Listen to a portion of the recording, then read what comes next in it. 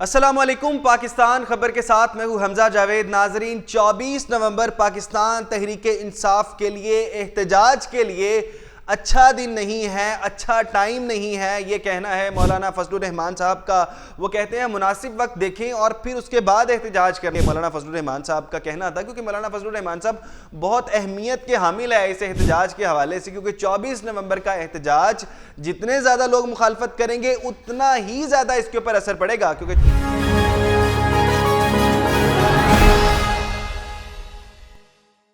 अस्सलामुअलैकुम। पाकिस्तान खबर के साथ मैं हूं हमजा जावेद। नाजरीन, 24 नवंबर पाकिस्तान तहरीक इंसाफ के लिए एहतजाज के लिए अच्छा दिन नहीं है, अच्छा टाइम नहीं है, ये कहना है मौलाना फजलुर रहमान साहब का।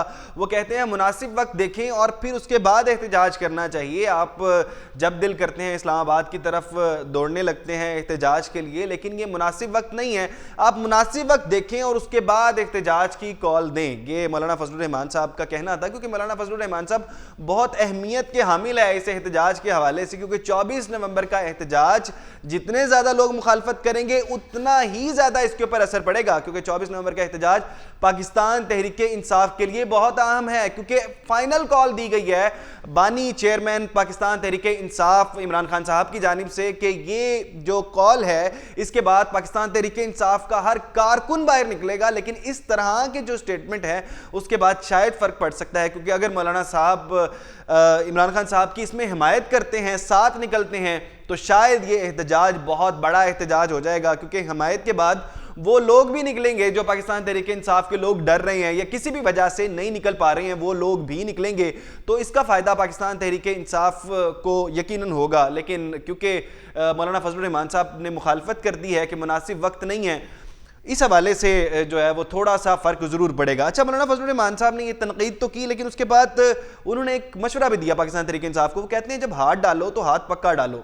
वो कहते हैं कि हमने पाकिस्तान तहरीक इंसाफ के दौर में 14 मिलियन मार्च किए, एक से एक बढ़ के था, 14 के 14 कामयाब मिलियन मार्च थे।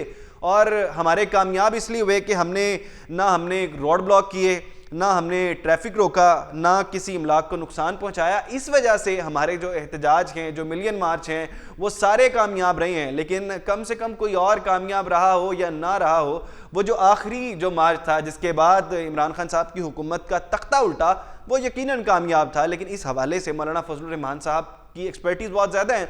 मेरा ख्याल है पाकिस्तान तहरीक इंसाफ को उनको शामिल करना चाहिए था अगर आप एहतजाज कर रहे हैं, क्योंकि यही चीज़ें थी जो जमहूरी चीज़ें थी जो कि फ़र्क पैदा करती हैं पाकिस्तान तहरीक इंसाफ में और दूसरी जमहूरी पार्टियों में, कि एक दूसरे का मुंह देखना पसंद नहीं करते थे। कुछ पार्टियों के कारकुन, कुछ पार्टियों के लीडरशिप एक दूसरे का मुंह देखना पसंद नहीं करते थे। लेकिन जब एहतजाज या मार्च की बात की तो वो तमाम लोग इकट्ठे निकले और उन तमाम लोगों ने इकट्ठे निकल के मार्च किया और एक बड़ी तादाद में लोगों को निकाला। उसके बाद इतनी बड़ी तादाद में लोग नहीं निकाल सके हैं, लेकिन हुकूमत के खिलाफ बड़े बड़े मार्च किए हैं मौलाना फजलुर रहमान ने। उसकी वजह यह थी कि वो तमाम लोग इकट्ठे मिलकर कर रहे थे।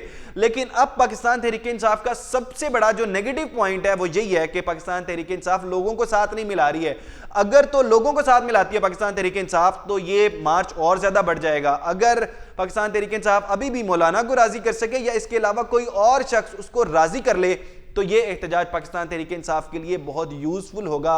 और इस एहतजाज के बाद पाकिस्तान तहरीक इंसाफ को बहुत ज़्यादा फ़ायदा होने वाला है। अच्छा, बहरहाल आपको क्या लगता है, क्या मौलाना साहब को साथ मिलाने से पाकिस्तान तहरीक इंसाफ को फ़ायदा होगा या नहीं? कमेंट बॉक्स में ज़रूर बताइएगा। इसके साथ अपने मेज़बान हमजा जावेद को दीजिए इजाज़त। अल्लाह निगहबान।